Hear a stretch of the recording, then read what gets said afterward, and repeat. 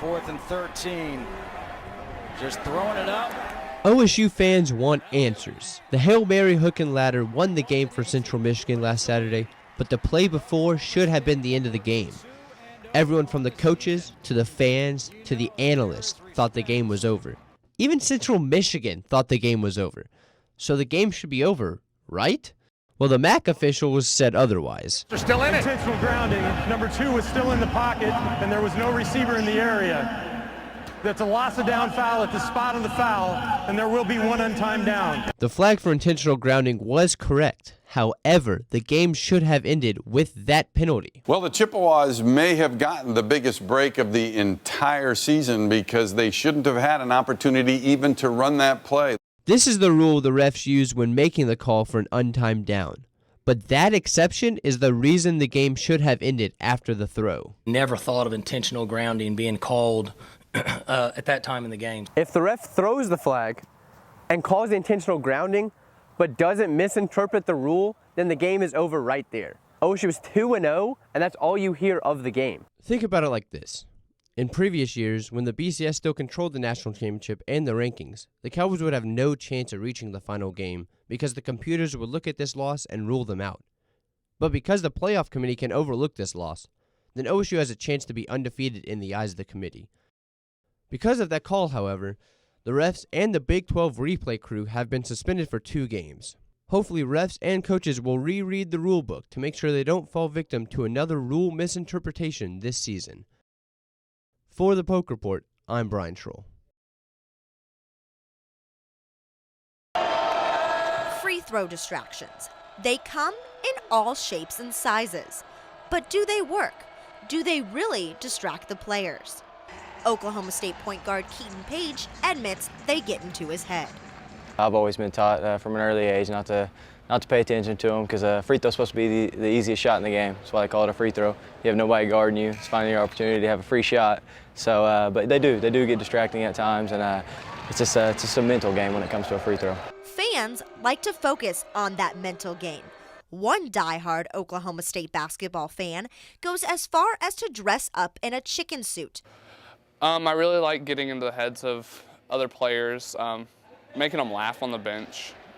Occasionally you'll see a chuckle or a point or something, you know they see you. Players learn from an early age not to fall for the fans' tricks. I don't know. The crowds, when I was a freshman, what caught my attention, and I had to coach had to tell me from an early point, don't be looking at that and look at the front of the rim, but with the swirly things that go around in the crowd, those are kind of hard to miss, and sometimes they're pretty big. So when you're looking up at the rim, all you see behind the backboard is one of those big swirly things that kind of get your attention. Although the infamous Chicken Man is not armed with a swirling device, he does come with a clap that can be heard throughout the entire arena. They hear you, so you get under their skin sometimes. Whether it's a Chicken Man, a swirly thing, or very loud clapping, Page knows he can't let it affect his routine. I always wipe my shooting hand, and then I find the drill hole, which is right in the middle of the free throw line. Put my right foot on that, and then just take 2 dribbles. And I've always done that since an early age. And I think when it comes to free throws, routine's a big thing. Well, the players aren't too fond of them, but for fans, free throw distractions are an integral part of the game. So whether you're right here, up here, or down here, your voice is heard. For ESPNU Campus Connection, I'm Jessica Maury. And a smooth release. Imagine jumping train to train, track to track, and then in an instant, your body's laying on the tracks, mangled in pieces, and all you can hear is 2 people arguing over to let you live or die. Me and my friends, we would hop trains all the time, and one day I just ended up being a little too slow, and just kind of sucked me under it. For Joshua Brewer, hopping those trains was necessary to survive in Ethiopia. He was homeless and starving, and the trains offered him shelter. But this train would change his life forever. I heard this cop talking to the ambulance man and telling him that he needs to help me get to the hospital right away, while the ambulance man is telling him to just let me bleed out and just die, basically. Wow, I could have been dead if it wasn't for him. When you woke up and you realized you lost both of your legs and an arm, how was that for you? Man, I was such in shock. I never thought nothing like that would happen to me. I felt lonely. It felt like I should have just died and, you know, let it all go. But there was a family who wouldn't allow him to give up. While in the hospital, Brewer was adopted and brought to Shriners Hospital in Spokane, Washington. During his stay at Shriners, a nurse introduced Brewer to the sport of wheelchair basketball. I think before the injury I would think about it way too much and just kind of think every little thing I was going to do, and after it, when I did start diving again, just kind of let it fly, like I know what I'm doing, just kind of let my body take over. As a freshman in 2010, Jake Bremer's future in diving was in doubt. My freshman year, it was the Doug Coors Invite. We only had one more dive left. Jake is up there, and I just remember I was standing next to one of my teammates, and we were watching him, and we saw him take off, and we knew he was going to be close. All of a sudden, you know, everybody kind of stopped, and all this commotion went over to the pool. Someone said, you know, Jake hit the board. I didn't jump back enough. I just jumped straight up and flipped twice, and when I came around, I smashed my face, right? All my face on the board.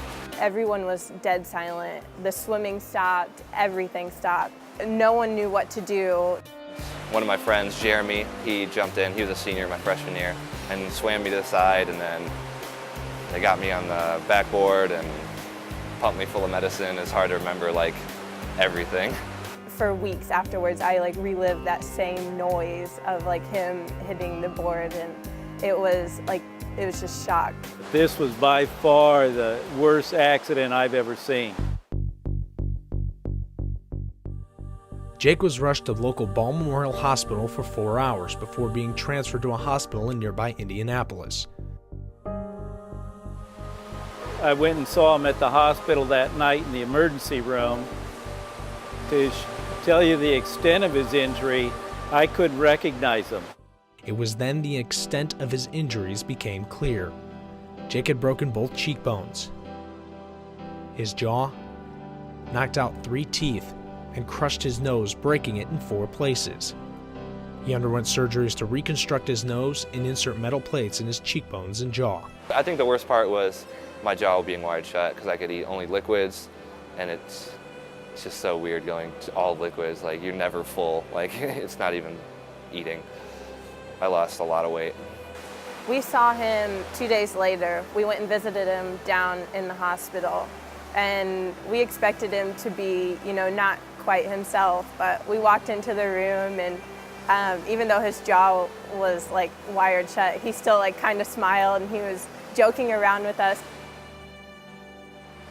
To stop and think about what he had been through, most people would have just hung it up.